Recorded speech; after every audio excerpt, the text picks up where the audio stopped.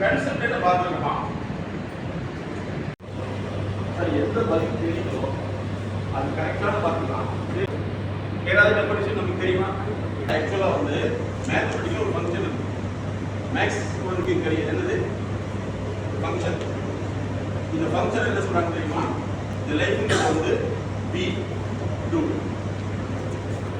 வருஷத்துக்கும் டெப்த்துக்கும் இடையில உள்ள கேப் இருக்கு பார்த்தீங்களா?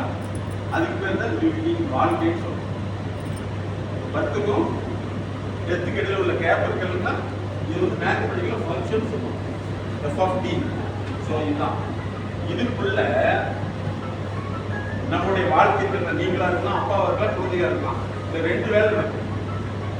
ஒன்று வந்து ப்ராப்பர்ட்டி, இன்னொன்று பாவர்ட்டி. ப்ராப்பர்ட்டி தெரியுமா சார்? வசதி இல்லைன்னா வறுமை. ஒன்று வசதி இல்லைன்னா வறுமை. சரி, இப்போ நம்ம எல்லாத்துக்குமே வந்து ஒரு முடிவெடுத்து நம்மளா வெட்டிக்கிறோமா, கன்சல்டன்ட் போறோமா? கன்சல்டன்ட் போறோம். ஆனால் நம்ம வாழ்க்கையை டெவலப் பண்ணுறதுக்கு ஏதாவது ட்ரை பண்ணியிருக்குமா? அப்படி ஒன்று இருக்குன்னு இது வரைக்கும் நம்ம சொல்லி கொடுத்தாங்களா யாராவது? அதாவது நம்ம வாழ்றதை பார்த்து என்னன்னு தெரிஞ்சுக்கிறோம், அவங்க எப்படி வாழ்ந்துருக்காங்க ப்ராப்பர்ட்டி லெவலில் பார்த்துக்கிறோம். அதுக்குன்னு ஒரு மெத்தோட்லாம் இருக்குது வரைக்கும் கேள்விப்பட்டிருக்குமா? அடுத்த ஒரு கேள்வி கேட்குறேன். இந்த ரத்த டெஸ்ட் பண்ணுற பிளட் லேப் இருக்குல்ல, கேள்விப்பட்டிருக்கீங்களா? அது உங்களுக்கு எந்த வயசுல தெரியும்? நம்ம மனசை டெஸ்ட் பண்ணுறதுக்கு லேப் தெரியுமா? எப்போ தெரியுமா கண்டுபிடிச்சது? 1879 சரிங்களா? ரத்தத்தை டெஸ்ட் பண்ணுறதுக்கு எவ்வளோ டெஸ்ட் இருக்குன்னு தெரியும். அதை விட வாழ்க்கை டெஸ்ட் பண்ணுறதுக்கு 48 டெஸ்ட் இருக்கு. சரி, இப்போ வாழ்க்கையில வந்து பர்த் அண்ட் டெத் இதுக்குள்ள வந்து ஒரு மனுஷனுடைய லைஃப் வந்து ப்ராப்பர்ட்டி இல்லைன்னா பாவர்ட்டி. இதே மாதிரி தனி மனிதனுக்கு எப்படின்னா நிறுவனம் இருக்குன்னு வச்சுக்கோங்க. நிறுவனமா இருக்குங்களா, அந்த நிறுவன வாழ்க்கை எப்போ வயது ஸ்டார்ட் பண்ணீங்களோ அந்த ஏஜ் வந்து அது மேலே போகணும். மேலே போகிறதுக்கு என்ன ஆயிடும்? ஆட்டோமேட்டிக்கா கீழே போகும். அப்போ தனி மனிதனுக்கு வாழ்க்கை இருக்குது, நிறுவனத்துக்கு வாழ்க்கை இருக்குது. தனி மனிதனுடைய வாழ்க்கையும் நிறுவனத்தை வாழ்க்கையும் நமக்கு ஒரு கன்சல்டேட்டை பார்க்கணுங்கிற விஷயம் இதுவரை சொல்லி கொடுத்தாங்கன்னா சொல்லி கொடுத்தது இல்லை. இந்த ரோபோன்னு கேள்விப்பட்டிருக்கீங்கல்ல, ரோபோ அது எப்போ வந்து தெரியுமா உங்களுக்கு? எலக்ட்ரிக் கார்னு கேள்விப்பட்டிருக்கீங்க, எப்போ வந்து தெரியுமா உங்களுக்கு? ஏன்னா நமக்கு கொடுக்குற தகவல் எல்லாமே வந்து ஆர்டினரி இன்ஃபர்மேஷன். அப்போ வந்து எலக்ட்ரிக் கார்ங்கிறது 1921 வந்துருச்சு. ரோபோ வந்து 1960 வந்துருச்சு. இதே மாதிரி தான் இந்த லைஃப்ல வந்து ஒன்று பாவர்ட்டி, இன்னும் ப்ராப்பர்ட்டி. சரி, நம்ம லைஃப்பை டெவலப் பண்ணுறதுக்கு என்ன செய்யணும் தெரியாது. இதுல லைஃப்ல வந்து மேலே போகல கீழே போகல அப்படின்னா நம்ம இப்போ ஒரு மனிதனுடைய லைஃப்பை வந்து இப்போ வாழ்க்கை நீங்க அளந்து பார்த்துருக்கீங்களா? யாரும் லைஃப் அளந்து பார்த்துருக்குமா? தெரியாது. இப்போ என்ன நம்ம லைஃப் எப்படி அளக்கிறது? இது லைஃப் எப்படி அளக்குறதுனா 4 வகையில் அளக்கலாம். ஃபர்ஸ்ட் வந்து இப்போ நீங்கள்லாம் வந்து படிச்சிருக்கீங்க, ஸ்கூலுக்கு போயிருக்கோம் இல்லைங்களா? படிக்கிறது எக்ஸ்ட்ராவாக வேண்டியது. சரி, ஏதாவது ஸ்கூலுக்கு போயிருக்குமா? சரி, யாராவது ஒருத்தர் வந்து உங்களுக்கு முடிவு பண்ணிக்கணும். இதே மாதிரி தான் நம்ம குழந்தைகளுக்கும் இருக்கும். நம்ம டிஎன்ஏ எப்படின்னா அதே டிஎன்ஏனா அங்கே இருக்காது. ஓகே, இப்போ சொன்ன மாதிரி மார்க்கு டஃப்னு சொல்கிறீங்க. ஓகே, அடுத்த கேள்வி, இதே வந்து உங்களுக்கு மனசுல பாடமாக சொல்லுவீங்களா, மூளை பாடம் சொல்லுவீங்களா? மனசு கஷ்டம் சொல்லுவீங்களா, மூளை கஷ்டம் சொல்லுவீங்களா? மனப்பாடமாகலையா, மூளை பாடமாகலையா? மனசு கஷ்டம், மூளை கஷ்டம் சொல்றது இல்லையா? மன கஷ்டம் சொல்றாங்க. ஓகே, இப்போ வந்து மனசு சரியா வேலை செய்யல, கண்ணு சரியா வேலை செய்யல, ஆஸ்பத்திரிக்கு போறோமா இல்லையா? கைகால் வேலை செய்யல, போறோமா இல்லையா? ஆனா மனசு வேலை செய்யல, எங்கேயாவது தோணிக்குதான். ஃபர்ஸ்ட் வந்து லைஃப்ல வந்து எஜுகேஷன்ல டெவலப் ஆகலன்னு சொன்னா நம்மளுடைய மைண்ட் சிஸ்டம் வேலை செய்யல. என்ன சிஸ்டம் வேலை செய்யல? மைண்ட். அதனால மனப்பாடம் சொல்றோம். ஃபர்ஸ்ட் உங்க லைஃப் வளர்க்குறது எஜுகேஷனல். அதில் டெவலப் ஆகலைன்னா நம்ம சிஸ்டம் வேலை செய்யல. எனக்கு தெரிஞ்சுக்கிட்டா அடுத்த விஷயத்துக்கு போகும். செகண்ட் வந்து உங்களுடைய லைஃப் வளர்க்குறது வந்து ஃபர்ஸ்ட் எஜுகேஷனல், செகண்ட் வந்து எக்கனாமிக். பொருளாதாரம் டெவலப் பண்ண முடியல. நம்ம என்னைக்காவது பொருளாதாரத்தை டெவலப் பண்ணுறதுக்கு யாராவது கன்சல்டன்ட் வச்சுக்கணும் தோணிருக்கலாம். ஸோ எக்கனாமி டெவலப் ஆகுது. ஃபர்ஸ்ட் மனுஷனுடைய எஜுகேஷனல், எக்கனாமி. பொருளாதாரம் வளரல அப்படின்னா லைஃப்ல வந்து நமக்கு ஃபெயிலியர். ஓகே, செகண்ட் அதுக்கடுத்து வந்து சோசியல் ஸ்டேட்டஸ். சமுதாயத்துல நமக்கு ஒரு அந்தஸ்து உருவாக்குறீங்க. உதாரணத்துக்கு வந்து நீங்க ஆர்டிஸ்ட் ஆன முன்னாடி ஒரு ஃபேக்டரி வச்சு முன்னாடி உங்களுக்கு சமுதாயத்துல என்ன மதிப்பு இருக்குது? எப்படி இருக்கு? நல்லா இருக்கு இல்லைங்களா? ஸோ உங்களுடைய வாழ்க்கை அளக்கிறது வந்து மூணாவது பாயிண்ட் சோசியல் ஸ்டேட்டஸ். சமுதாயம் அந்தஸ்து அதிகமா இருந்துச்சுன்னா உங்களுடைய லைஃப் நல்லா இருக்குது. அந்தஸ்து வந்து உங்க லைஃப் அளக்குது. அதுக்கடுத்து பார்த்தீங்கன்னா ஹெல்த் காலேஜுடைய சீஃப் சர்ஜரிக்கல் ஸ்டூடெண்ட் இறந்துட்டார். அதே மாதிரி வெஜிடேரியனே சாப்பிடாத ஒரு பாடி பில்டர் இறந்துட்டார். இன்னொரு கார்டியாலஜிஸ்ட் இறந்துட்டார். இதுக்கெல்லாம் என்ன சொல்றாங்கன்னா அவங்களுக்கு வந்து மன அழுத்தம். நல்லா தெரிஞ்சுங்க சார், டாக்டருக்கு மன அழுத்தம். அப்போ ஹெல்த்துங்கிறது வந்து உடல் பிரச்சனை இல்லை, வாழ்க்கை பிரச்சனை. இந்த நாலும் இருந்ததுனா தான் நம்ம லைஃப் வந்து நல்லா இருக்கும். உங்க லைஃப் எப்படி எழுதலாம்? ஒன்று educational, second economy, social status, நாலாவது ஹெல்த். ஹெல்த்னா பாக்டீரியானால வரக்கூடிய ஹெல்த் அல்ல. அந்த குழந்தை பாடத்தை எடுத்துக்கிறதுல என்னது ப்ராப்ளம், சரிங்களா? பொருளாதாரம் வளரல அப்படின்னா பொருளாதாரம் நம்ம செய்யறது தவறு கிடையாது. ஆனா நம்ம கஸ்டமர் போய் பார்க்கறதுல பிரச்சனை இருக்குது. இதை எப்படி சரி பண்றதுக்கு தான் இந்த அறிவு. அப்போ வந்து இந்த நாளை மாத்திரக்கு என்ன செய்யணும்? ஏதாவது ஒரு வழி இருக்கான்னா, இப்போ உதாரணத்துக்கு வந்து இதுவரைக்கும் நம்ம சொல்லி கொடுத்தது எல்லாமே மனசுதான் சொல்லியிருக்காங்க. மூளைன்னு சொல்றாங்க. மூளையில ஒரு டாக்டர் என்ன செய்வாரு? மூளையில என்ன இருக்கு? ரத்தமும் சதையும் நரம்பு இருக்கு. நரம்புல ஒரு சின்ன ப்ராப்ளம் ஆயிடுச்சு, என்ன ஆயிடுது? கம்ப்ளீட்டா இன்னும். அப்ப நாங்க என்ன பண்ணோம்? இதுவரைக்கும் நமக்கு சொல்லி கொடுத்த பழக்கம் என்னன்னா, மனசு சரியில்லை. ஆனா ஆக்சுவலா மனசுக்குள்ள என்ன வேலை செய்யணும்னா, நாங்க கண்டுபிடிச்சது அறிவு தான் வேலை செய்யும். ஃபாலோ பண்ண முடியுங்களா? இதுக்கு என்ன இலக்கிய உதாரணம்னா, திருவள்ளுவர் என்ன சொல்லியிருக்காரு? மனநலம் மண்ணில் காத்தம் இடநலம் எல்லா பொருளும் தராரு. அதே மாதிரி யாக்கைக்கு உண்டோ கேட்கிறாரு. மருந்து யாக்கைக்கு உண்டோ? மருந்து உடம்புக்கு இருக்குதா அப்படின்னு கேட்கிறாரு.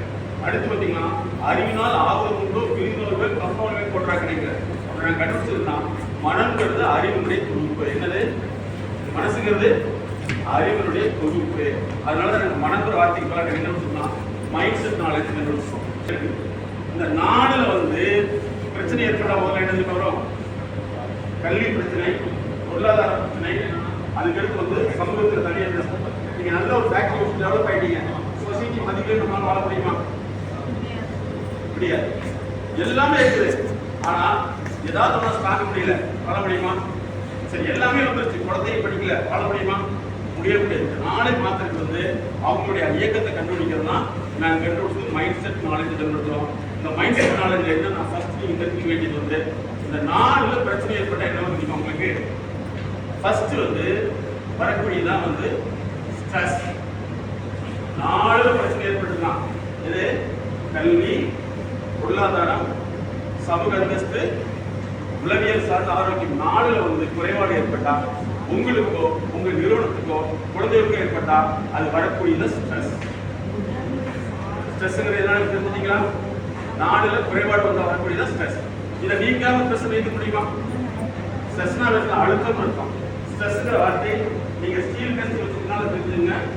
1886ல இது மெக்கானிக்கல் டேம் ஸ்ட்ரெஸ்ங்கிற அதை வந்து எங்களுடைய உளவியல் நிறுவனம் கடன் வாங்கி இந்த வார்த்தையை ஒரு மனிதனுக்கு அழுத்தப்படையில வரக்கூடிய ஸ்ட்ரெஸ் கண்டிச்சு. ஸ்ட்ரெஸ் வந்துச்சுன்னா உங்களுக்கு என்னென்ன வரும் போடணும்னா, ஃபர்ஸ்ட் தூக்கமின்மை. என்ன வரும்? தூக்கமின்மை. ரெண்டாவது ஆர்வமின்மை. மூணாவது எந்த விஷயத்தையும் ஏற்றுக்கொள்ள முடியாது, கோபம். நாலாவது என்னன்னா செய்வோம் கரெக்டா தப்பா செய்வோம். சரிங்களா? இந்த ஸ்ட்ரெஸ்னுடைய அறிகுறி. இந்த ஸ்ட்ரெஸ் வந்துருச்சுன்னா அப்படி விட்டுட்டோம்னா அது வந்து டிசார்டர் மாறிடும். இந்த மாதிரியும் டிசார்டர் மாறிட்டா காலையில் எந்திரிக்கிறது லேட்டா இருக்கும், அவசரத்துல போகும். இது அப்படியே மாறி அதாவது ஆர்டர் தான் ஒன்னா இருக்கிறது, டிசார்டர் தான் மாத்தி இருக்கிறது. இது வரும். இதுல இருந்து விதியை விட்டுட்டோம்னா அதுக்கப்புறம் தான் டிசீஸ். ஃபர்ஸ்ட் நல்லா தெரிஞ்சுக்க, இந்த நாலு குறைபாடு ஏற்பட்டா ஸ்ட்ரெஸ், அதுல வந்து எல்லாமே மாறி நடக்கும். அதுக்கப்புறம் டிசீஸ் சொல்லிக்கலாம். டிசீஸ்க்கு மட்டும் தான் ட்ரீட்மெண்ட் பண்ணுவோம், இதெல்லாம் மறந்துடுவோம். ஸோ இதை மாத்திரம் தான் நாங்கள் கண்டுபிடிச்சு எம்எஸ் மைண்ட் செட் நாலேஜ். யார் ஸ்ட்ரெஸ்னாலும் உங்களுக்கு வைரஸ்னால் வரவே இல்லை. வைரஸ்னால் வந்துதான் வரவே இல்லை. வாழ்க்கையினால் நம்ம வாழ்க்கையை நாங்கள் வந்து என்ன செய்யலாம், நீங்க கேட்கிற கேள்விக்கு நாங்கள் பதில் சொல்றதுல வாழ்க்கையில என்ன இருக்குன்னு பார்த்தா ஓகேவா சார்? எனக்கு தெரியுது, பேசணும் தெரியுது, பேச முடியல. இது டைஃப்ரேசியா சொல்லுவோம். என்னது டைஃப்ரேசியா? இதே மாதிரி ஸ்டூடெண்ட் வந்து கேள்வி தெரியும் ஆனா எழுத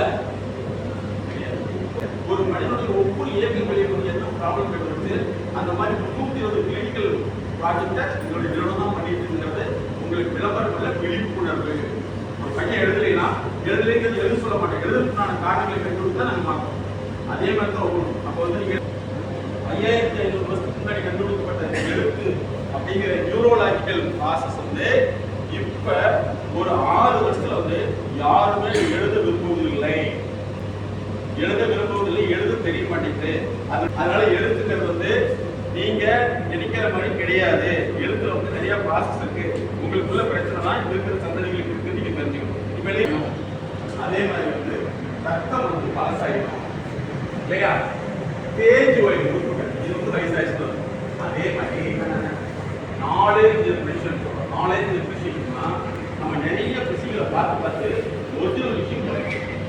அதை மாற்றி அமைக்கிறதுக்கு நல்லா ஞாபகம் வச்சுங்க. நாலேஜ் ரெனோவேட் பண்றது. இப்போ எவல்யூஷன் கேள்விப்பட்டிருக்கீங்களா? அறிவு பரிமாற்றம், பரிணாம வளர்ச்சி. நம்ம அறிவு பரிணாம புது அறிவை உண்டாக்குறது, புதிய பார்வையை உண்டாக்குறோம். அதெல்லாம் ஞாபகம். நீங்க தொடர்ந்து இப்படியே போயிட்டீங்கன்னா business pressure, family pressure, factory pressure, friendship pressure, போரே பண்ணுறோம். இந்த 4 எப்படிங்க நம்ம பஞ்சராய் பழைய வாழ்க்கையை வாழ்றத விட புது வாழ்க்கையை மாற்றுறது தான் லைஃப் ரெனோவேஷன் ப்ரோக்ராம்.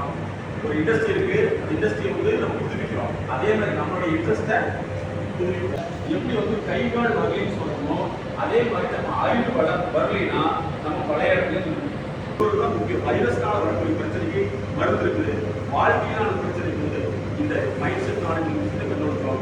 உங்க வீட்டில் உங்களை நீங்க கஷ்டப்பட்டு பணத்தை கொடுத்தா உங்களுடைய பணத்தை வாங்கக்கூடிய உங்களுடைய வாழ்க்கை துணையோ அல்லது குடும்பத்தினர்களோ இதுக்கு முன்னாடி எவ்வளவு கஷ்டம் இருக்குன்னு உணர முடியா நீங்க வாழ்ந்துருக்கீங்க.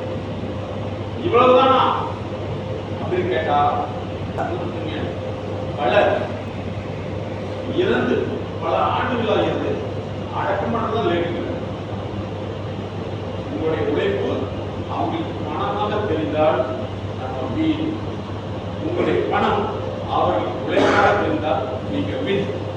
தப்பு சொல்ல மாட்டேன் இல்லையா? நீ நல்லா தானே ஒர்க் பண்ண சொன்னேன். அவர் சொன்னாரு இல்லை சார் நான் அப்படி கிடையாது, நான் இது வந்து லீவாக நினைச்சிட்டு இருந்தேன். ஆனா நிறைய விஷயங்கள் செய்யறப்ப வந்து பாக்குறப்ப வந்து நான் நிறைய மாற்றம்னு தெரிஞ்சுக்கிட்டேன் சொல்லி கொடுத்தாருன்னு. அதுக்கப்புறம் பார்த்தீங்கன்னா அந்த கம்பெனி நம்ம நிறைய பண்ணி கொடுத்துருக்கோம். நல்லா கொடுத்துங்க. ஒருத்தர் ஒரு மாற்றத்தை உருவாக்கிட்டீங்கன்னா நிச்சயமாக நீங்க தான் ஓனர். அந்த ஓனருங்கிறது வந்து நீங்க கூட அட்டாச்மெண்ட் ஆகிக்கலாம். அப்படி நான் நிறைய நிறுவனங்கள் பார்க்குறேன். ஃபர்ஸ்ட் வந்து ஓனர் ஒர்க்கர்கள் போட்டு நீங்க வந்து ப்ராசஸ் ஓனராக மாறீங்கன்னா சக்ஸஸ் ஆகும். சரிங்களா? என்னது ப்ராசஸ் ஓனர் ஆயிருங்க. உங்களை வந்து வேல்யூல யார் கொடுக்கக்கூடிய வேல்யூ எல்லாம் வந்து ஏற்றப்படும். ஓகேவா? ட்ரை பண்ண முடியுமா? முடியுமா?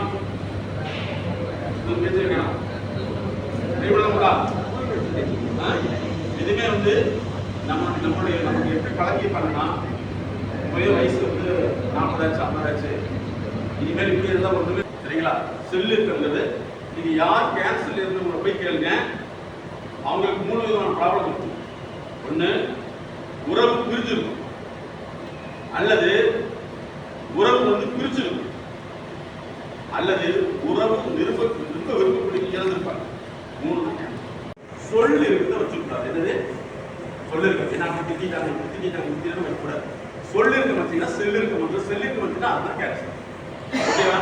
இது எல்லாமே வந்து அறிவு சார்ந்த புதுப்பித்தல் இல்லைன்னா நம்ம உடம்பு பழசாகிற மாதிரி மனசு பழசாயிடும்.